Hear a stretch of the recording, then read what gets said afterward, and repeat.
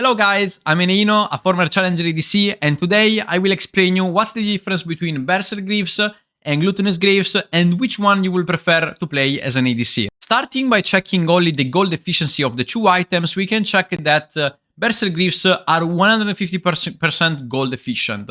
Gold efficient simply means that you're spending an amount of gold and you're getting back what you paid for. 150% simply means that you spent 1k and the price was about right. While for the healing boots, the gold efficiency when you buy them is 72.4%. So they are quite expensive for what they provide, but once you stack them up, because every kill you get will give you some additional Omnivamp, you will get around the 100% gold value, which is after 10 kills. But is that the only thing that matters? Absolutely not. We're not gonna stop ourselves saying, okay, this is more gold efficient than that, so why would I ever go healing boots? There are many ways of obtaining lifesteal as ADC, and the most important ones are Bloodline, which is a rune that you can get to get lifesteal while you're playing the laning phase, the current boots, which are the new method of actually getting lifesteal without using anything else, and then items such as Blade of the Ruined King. The interesting part about having boots with lifesteal is that you're basically putting it on a filler slot. You're not taking a rune, you're not taking an item for it, you're simply taking a filler item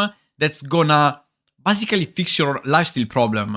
And it's really good because you can open yourself to more interesting builds and some things that could never happen because, for example, some champions needed a first item healing. Here we are with an example of Kalista. Now you can see the two items behind me, but again, they are like healing boots and static. An example of the new Kalista build, which is static and Glutinous Greaves, so the healing boots, instead of going for Blade of the Ruined King. So what was Kalista doing before static came in? We were always doing Blade of the Ruined King and then pair it up with Alacrity, because by having Alacrity and by having Blade of the Ruined King, we had lifesteal on the item, so we didn't need it on the Bloodline. That's pretty much what you wanna do with your ADC itemization. You want to make sure that you have always everything. So in this case, Kalista had a lifesteal item and she had Alacrity to improve her early game phase. And in this way, she didn't have to go for Bloodline. We have no Bloodline, we have Alacrity for early pressure. And the double adaptive force with bow is really interesting, also another thing. Basically, these two adaptive force that you see down here, usually what ADCs always have done is to go an attack speed shard and then an adaptive force one. Now, because of the new starting item, we created a position where we can go double adaptive force because Alacrity plus Doran's bow gives way more attack speed than needed, and because of that we have more early game damage because of double adaptive force. We will see the calculation later on, don't confuse yourself, don't worry about it, okay? Double adaptive force for bow builds, Doran's bow builds, and Doran's blade attack speed shard plus adaptive force. That's the difference, okay? So in case you wanna go Doran's blade, you will go attack speed here plus adaptive, while instead if you wanna go for bow, you're gonna go double adaptive. That's the big difference. Again, another objective of this build is having lifesteal on boots opens a slot for a non-lifesteal item in the build, which in this case is static. So we're gonna rush static despite not having early game lifesteal because we can itemize it on the boots whenever we want. And that's the whole concept, right? We can go for that without dropping Alacrity, because if we drop Alacrity for Bloodline, Kalista laning phase will be so much weaker compared to when we don't have Alacrity, because we are a Lethal Tempo champion. And Lethal Tempo champions deal more damage based on their attack speed, because they proc Lethal Tempo faster. Now, the main difference, as we already talked, is that Alacrity makes you have a better early game. While that 3% attack speed might seem really low, when you have a Lethal Tempo build and a champion like a Kalista or anything that literally just like wins really hard level 1 such as Yunara, Alacrity makes a huge difference. While Bloodline is kind of like a useless rune, especially from like a solo queue perspective, it takes a lot of time to stack it, and by the time you finished it, probably your team already FF'd. So that's why Alacrity makes you feel stronger in your games. You have it already, you're playing the laning phase, and you do feel the change right away. Another difference is you can close boots whenever you want and invest on lifesteal only if you need to. If you have a lane where the enemy has no poke, well, you're not gonna buy lifesteal till whenever you want. You can buy 3-4 items. You're not really binded to buying lifesteal, which is always kind of like an expensive stat as well to buy. Another thing is that you're not binded to a starting item that heals or Bloodline. So again, this opens a lot of ideas towards different builds. Now, let's watch another Yunara example. This is the current build that some high Grandmaster Challenger players actually played against me even. They played Healing Boots with Kraken Phantom Dancer and the bow. So how does this build work? As you can see, we can see the same traits of the build of Kalista here. We have Alacrity on the spot, and then we have double adaptive force, because we are gonna go bow. We're gonna go Doran's bow. And again, we're gonna watch in a few the math behind it and why this is working.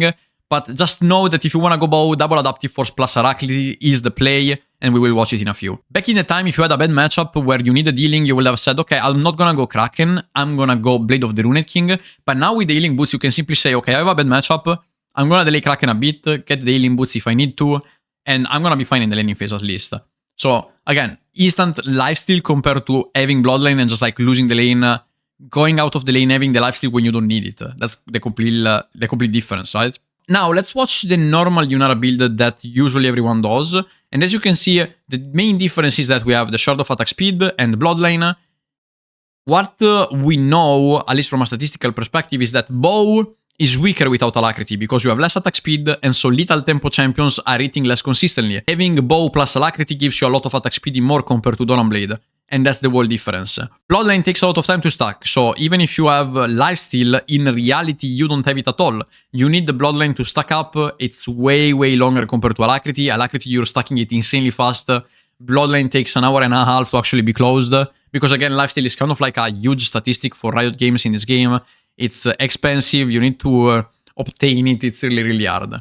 And the difference with the other build is, again, it's more HP and scaling oriented. So this build, it's a bit more solid because you have more base HP because of the presence of Doran Blade, which has 80 HP more, and the Bloodline, which gives 85 HP more. This is like all the calculations that I've done. And basically, if you decide to go for Doran Blade, most of the time you are forced to go Berserk Greaves and for the Shard of Attack Speed in your runes, which is what we calculated here. So in total, we can see it on your right, it's 15 AD, 10% attack speed, 2.5% Omnivamp, and once you close the Bloodline, you're gonna have 165 HP bonus.